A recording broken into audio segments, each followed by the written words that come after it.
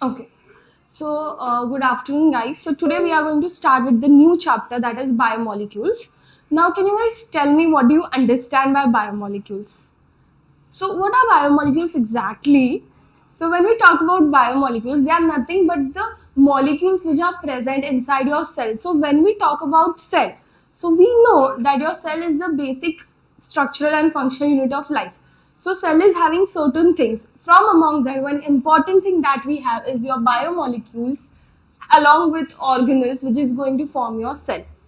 Now, biomolecules होते क्या हैं exactly? They are nothing but the organic matter that is present in your protoplasm. I hope you guys remember what is protoplasm. Yes? Now, the term protoplasm, if you guys remember, we already discussed that it was given by Purkinje, right? And it is nothing but the physical basis of life. This was said by a scientist named Huxley. Okay, now let's talk about what is the composition of the cell. Basically, what are the biomolecules or the molecules that are present inside your cell, and then we will look into the exact biomolecules which are important for us. Okay, so let's see. So जब हम लोग composition की बात करते हैं तो सबसे पहले we are having water which is your maximum content in the cell. Then you have proteins, which is your 15%. Nucleic acid. I hope you guys remember why we need nucleic acid for your DNA, right? So nucleic acid होता है 7%. Then we have carbohydrates, which are 3%. Lipids 2%. And then we have inorganic ions that are less than 1%. Okay. So, what all things will come under inorganic ions? So, inorganic ions में generally we have intracellular and extracellular, right? So, intracellular का जो ranging है is going to go from K plus, then P, then Mg, right? And in extracellular you have Na plus, Cl minus, and Ca2 plus. In case if you have the mixture of both the molecules, both the ions, and then they ask you the rankings, like how it is going to go. So we need to understand, majorly they ask on these three things. So your K is going to be at the first, then Na, and then Ca plus. Is it clear? Is it clear? Yes? Let's move ahead.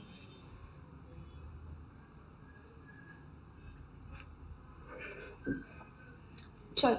Now, when we talk about protoplasm cell में कितना होता है? 96% of the cell is going to have protoplasm. Yes. उसमें carbon होगा 18%, hydrogen is going to be 0.3 to 11%, then oxygen होता है 65% and nitrogen होता है 3.3%. So in case if the question comes ki what is the most abundant element, yes, in the cell, तो तुम लोग बोलोगे oxygen. Okay, and if they talk about the chemical present in the cell which is most abundant, you are going to answer H2O.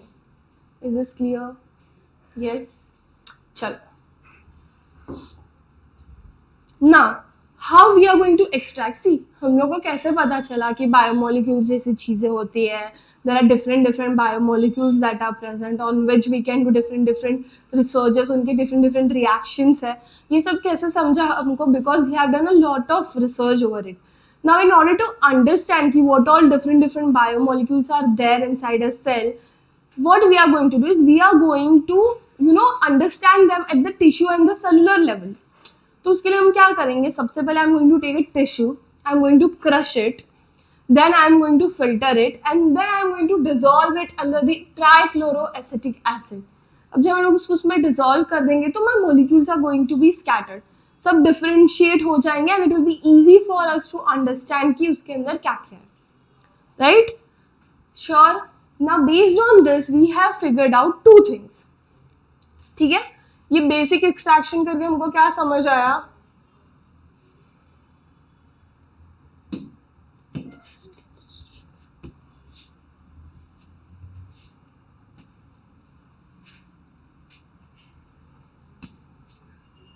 Yes, ये basic extraction करके what did we figure out was that we have divided biomolecules into two types. one is your acid soluble and the other one is your acid insoluble. ठीक है, अब difference क्या है दोनों में? When I talk about acid soluble, they are going to have a smaller molecular weight compared to your acid insoluble. So the average molecular weight goes around 18 to 1800 daltons for acid soluble and 10,000 or more daltons for acid insoluble.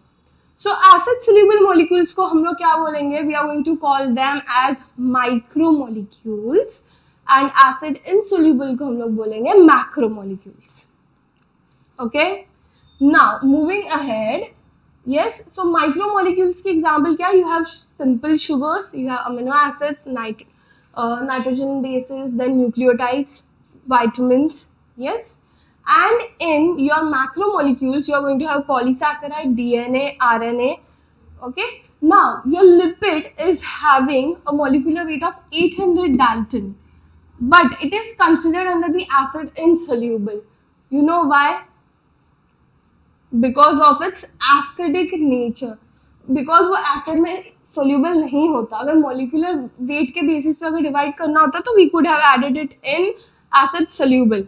But since उसका जो nature है वो acid में soluble नहीं होता, इसीलिए we are going to add them under acid insoluble. Is it clear? So first basic distinguish समझा acid soluble, acid insoluble. Now next we have divided them further based on their function and distribution into two major categories. एक होते हैं primary metabolites and दूसरे होते हैं secondary metabolites. Right? Now let's see what are the primary and secondary metabolites.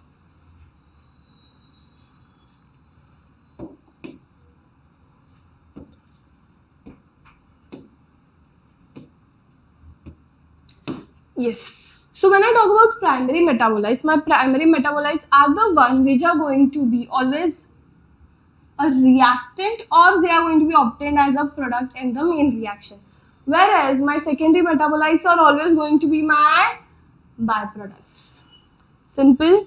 Secondary metabolites कुछ cell में ही मिलते हैं, whereas your primary metabolites are the one which are usually present in universally inside the cell. Yes. Then इनका function is also well known, whereas secondary metabolites के functions इतने well known नहीं है. For example, in the secondary metabolites we have drugs, we have pigments, we have alkaloids, tannins, toxins and lot more. So इन सब का अगर हम लोग function देखें, so nowadays we are using them in a lot of medicinal purposes or one or the other purpose. But in general, for cell point of view, we don't have as such purpose because of which their major function is still unknown. Whereas अगर हम लोग यहाँ पे primary metabolites की बात करें तो primary metabolites में क्या आता है? Lipids, carbs, amino acids, DNA. तो इन सब के तो functions we already know. We have learned a bit about function of your DNA and all in the cell chapter. So basics we know, and we obviously know that all these things are going to constitute the different organelles of your cell. Right? Chalo, let's move ahead. Now let's start with our very first micromolecule, which is your amino acid. Now why we are starting with amino acid? Because once we'll do amino acids, we are going to understand about proteins. So for today's class, we are just going to focus on your amino acids and proteins. ये दोनों cover करेंगे आज की class में, and rest lipids, carbs and their properties and everything we are going to continue in the next class. Okay, chalo. So when I talk about amino acid, now we know that your amino acids are nothing but they are the micromolecules, and it is said that they are the derivatives of your methane group. I hope everyone know what is methane. What is methane? What is methane? Methane is CH4. Yes. So your amino acids are the derivatives of methane, right? So इसका structure कैसे form होता है? We have C. So it's basically it's CH4, right? तो इसको हम लोग structural formula में लिखेंगे in this way. Yes. Now to form an amino acid, what do we need is First of all, your 1H is going to be replaced with an alkyl group. Alkyl group मतलब क्या? Alkane में से एक H निकाल देते हैं तो it becomes alkyl group, right? So एक side alkyl group होगा, then your 1H is going to be replaced by an acidic group. किससे replace होगा? Acidic. Majorly it is carboxylic acid. Then your next H is going to be replaced by NH2, which is your amine group. And last में एक H है वो by default रहेगा. Now if you focus on this carbon, इस carbon को हम बोलते हैं alpha carbon. क्या बोलेंगे? Alpha carbon. Then since this carbon is having 4 different groups with its chain, right? Hence this carbon is known as chiral carbon. Very good. Yes, understood? Now one more thing if you guys focus is, here your COH group is acidic and your NH2 group is basic, right? So इसीलिए when जब reaction होगा तो at one point we are going to have a positive ion and एक जगह पे क्या होगा? Negative ion. When you have positive and negative both the ions in the same reaction, it is known as Zwitter ion. क्या बोलते हैं? Zwitter ion. Yes? Let's come here. So what happens exactly is हमारे पास amino acid का structure समझ गया. Now your amino acids are going to combine together and form protein, right? Yes? Okay, so your amino acids are going to be amphoteric in nature. कैसा nature amino acids का? Amphoteric. What does that mean? They have both acidic and basic group. Yes, ये एक point हो गया. दूसरा Zwitter ion का point हो गया. And hence we also call it as dipolar ion. क्या बोलते हैं? Dipolar ion. Now from these amino acids, protein forming amino acids कितने होते हैं? सिर्फ 20. बाकी के जो है वो non protein forming amino acids होते हैं. एग्जांपल है ornithine, citrulline, then GABA. Now ornithine and citrulline are used in your urea cycle and GABA is in your, it is a type of your neurotransmitter. Okay, चलो. Yes, now let's classify your amino acid based on the very first category, which is your R group. Alkyl group कौन सा add हो रहा है उसके basis पे हम लोग इसको क्लासिफाई कर रहे हैं. Okay, so your very first classification is based on, it's based on your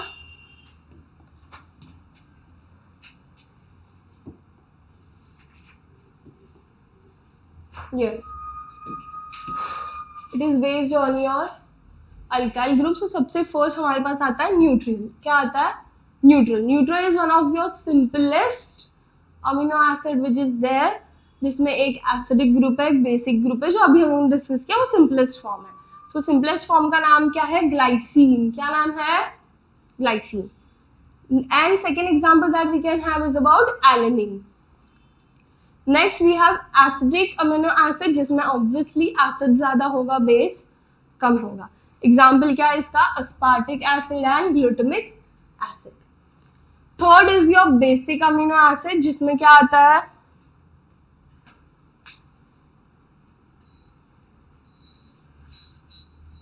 yes, next is your basic amino acid. उसमें क्या आएगा? Lysine, arginine and histidine.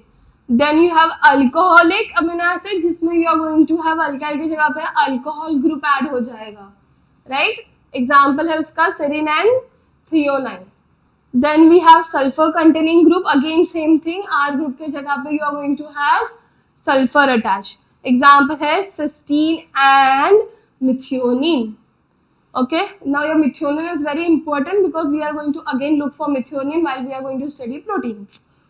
Then we have aromatic amino acid. Aromatic compounds पता है तुम लोग को, chemistry में पढ़ा है. जिनको बेंजीन रिंग होती है उनको aromatic compounds बोलते हैं. So यहाँ पे we are going to have the example of phenylalanine, tryptophan, and then tyrosine. If you guys remember, phenylalanine के बारे में भी हमने पहले की क्लासेस में पढ़ा है, ट्रिप्टोफैन के बारे में भी पढ़ा है, एंड टायरोसिन के बारे में भी पढ़ा है. In one or the other way, all these things have been studied in our previous classes for one or the other role, जैसे कि either for the enzyme or for the main function or for any formation of the cell.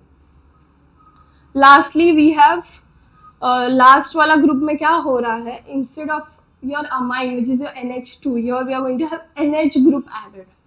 ठीक है, so इसको बोलते हैं amino acid बोलते हैं इसको. ठीक है, एग्जाम्पल है प्रोलीन एंड हाइड्रोक्सी प्रोलीन. अब ये जो हाइड्रोक्सी प्रोलीन है वो कब फॉर्म होगा, जब विटामिन सी का फॉर्मेशन होता है.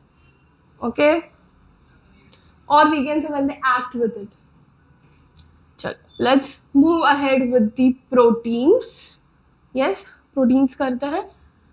नाउ बिफोर दैट प्रोटीन्स भी स्टार्ट करने से पहले we can look for essential and non-essential amino acid because that would be easy for us. Yes, and then we will jump to the proteins. Yes, now on the basis of synthesis in your body, what we have done is we have classified amino acids into 3 categories.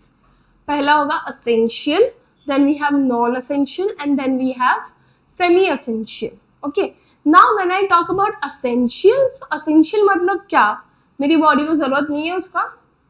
No, essential means क्या होता है, मेरी body उसको synthesise नहीं कर सकती, इसीलिए I am going to I will have that need कि I will take it in my diet. So हम लोग बोलते हैं प्रोटीन रिच फूड खाओ, ये खाओ वो खाओ. So protein rich food is going to have your essential proteins. अब जो नॉन असेंशियल प्रोटीन्स होते हैं वो भी मेरी बॉडी को चाहिए. It's very obvious, we are going to need it, but my body is independent enough to make those proteins, hence we don't need to intake them. Then we have semi essential. Basically ये भी मेरी body थोड़ा बहुत बना लेती है, but जब insufficient होगा, when my body won't be able to make it, I will need to take it in my diet. So let's see examples क्या क्या है. non essential के हम लोग इतना फोकस नहीं करेंगे, let's focus on the essential one. ठीक है, सेमी एसेंशियल में we have arginine and histidine, जो पीछे भी हमने पढ़ा था. एंड एसेंशियल में we are going to have methionine, threonine, tryptophan, valine, isoleucine, leucine, phenylalanine and lysine. अभी हम लोग बोलेंगे इतना सब याद कैसे करना है, कुछ शॉर्ट फॉर्म बना लेते हैं इसका. So what is going to be the short form, let's say we can remember it with MT square. M से मिथ्योनिन, T से ट्रिप्टोफैन, T से ट्रायोसिन. यस या करेक्ट. उसके बाद में क्या करेंगे, we are going to talk about IPL. Yes, IPL पसंद है सबको. सो आई से क्या आ जाएगा, isoleucine, phenylalanine, lysine. Next LV Louis Vuitton. LV से क्या आ जाएगा तुम्हारा, leucine and valine. So in this way we can remember it easily. ये असेंशियल है अमीनो एसिड्स, इसके ऊपर क्वेश्चंस आते हैं, so we need to be very precise with it. ठीक है, let's see function of some of the essential amino acids. ठीक है, जैसे कि ग्लाइसिन है. ठीक है, glycine is also type of your amino acid. इसको हम लोग मेजरली यूज कहाँ पे कर रहे हैं, HB की सिंथेसिस में. हम लोग मतलब my body is using, not we are intentionally using, my body is by default using it HB के सिंथेसिस के लिए. देन टायरोसिन का यूज होता है for the synthesis of thyroxine. Thyroxine is a hormone which is secreted by thyroid gland. Yes, क्या काम होता है थायरॉक्सिन का हमारी बॉडी में, बेसल मेटाबॉलिक रेट को कंट्रोल करने का काम होता है. Yes, then we have catecholamines, जिसमें हमारा एड्रेनलिन एंड नॉन एड्रेनलिन आता है, which is released by which gland, adrenal gland. Then we have dopamine, nervous system से रिलेटेड है. Melanin which is based on your skin pigment. Then we have tryptophan which is for your melatonin. Melatonin क्या है, melatonin is your sleep hormone. Then we have serotonin, neurotransmitter, vitamin B3 and IA. IA हम लोग ने plants वाले chapter में पढ़ा था. Auxin, plant growth promoter. Yes, and vitamin B3 is niacin. Easy है यहाँ तक, पक्का. चलो let's go ahead.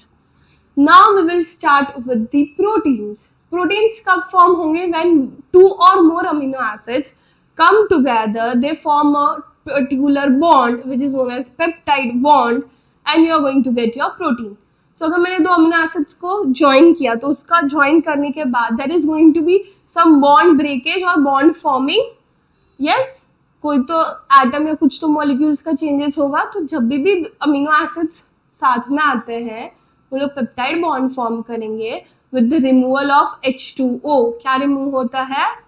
H2O. So can you see this? This is your first amino acid, then this is your second amino acid. ये दोनों को joining कैसे करा हमने? पेप्टाइडल ट्रांसफरेज एंजाइम की मदद से. And what we got this CO and NH के बीच में बॉन्ड फॉर्म हो गया which is nothing but your peptide bond and the removal of H2O. Clear? Hence we got the protein. अब ये protein जो है they are nothing but a polypeptide chain with the molecular weight more than 10,000 daltons. इनका weight काफी ज्यादा होता है. Then it was given by Berzelius. Bond मैं already discuss कर चुकी हूँ which is the peptide bond. Cool. Now one thing that we need to remember is जब भी मुझे मेरा प्रोटीन मिल जाएगा उसमें one end is always going to be NH2 का end and one end is always going to be COOH का end. So जो NH2 का end है उसको हम बोलेंगे N terminal. COOH का जो end है उसको हम क्या बोलेंगे? C terminal. Clear? Sure. Now for proteins, your amino acids are your building blocks of proteins. Easy.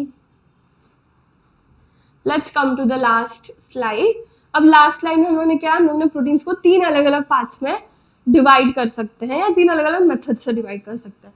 सबसे पहला मेथड है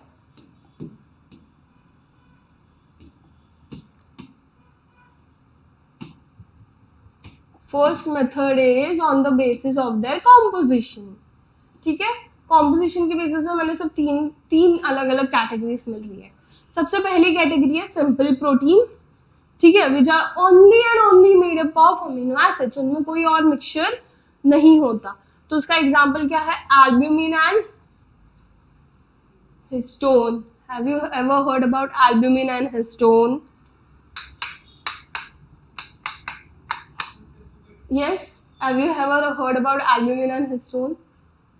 पता है? नहीं पता है? पता है ना, एल्ब्यूमिन होता है प्रेजेंट. एटलीस्ट एग योक में तो पढ़ा ही है albumin. Yes. And then second क्या है? सेकेंड क्या है?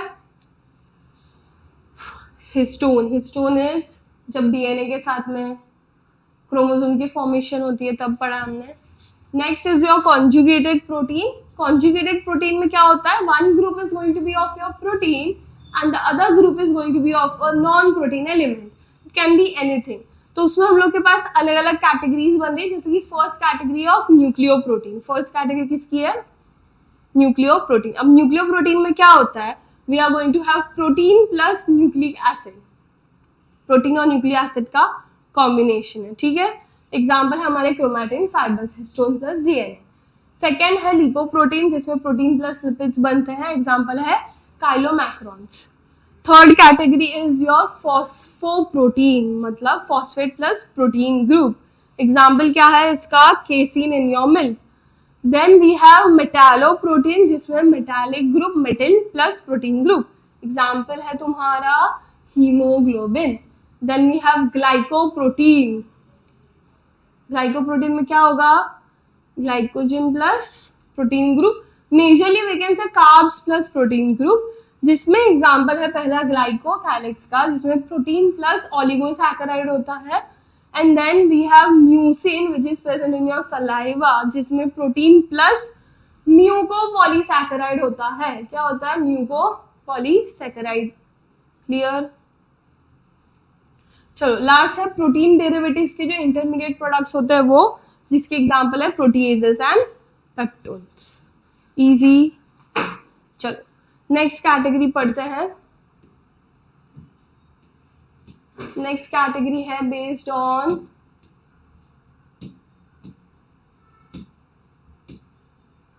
The function.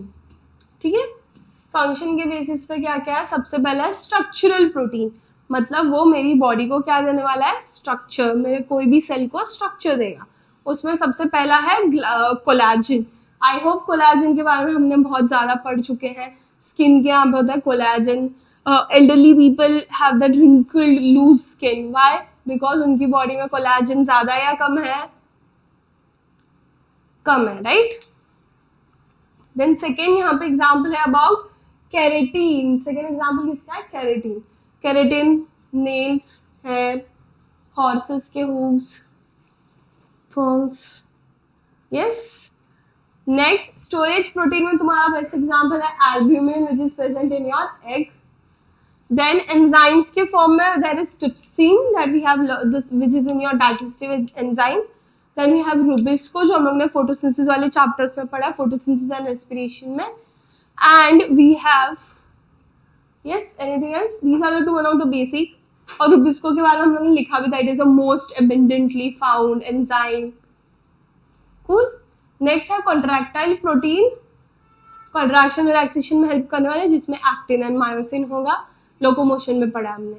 Then we have clotting protein which is going to be your blood coagulation में, विच में क्या आएगा, prothrombin and fibrinogen. Then we have hormones की कैटेगरी में जो इंसुलिन होता है, we have learned in your chemical coordination. Then we have carrier proteins जिसमें आता है ग्लूट। ग्लूट का काम क्या है, it is a glucose transport protein. उसमें भी प्रिसाइजली वी हैव ग्लूट5 जो इंटरस्टिशियल मस्कुलर सेल्स में काम करता है। Then we have receptor protein जो सेंसरी ऑर्गन्स के फंक्शन में हेल्प करता है। And lastly we have gas transport protein which is nothing but your haemoglobin.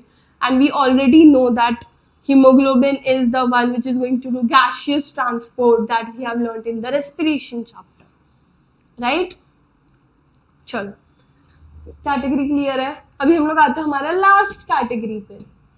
Last category किसका है, last category is based on the structure. Structure के basis में मैंने डिवाइड किया।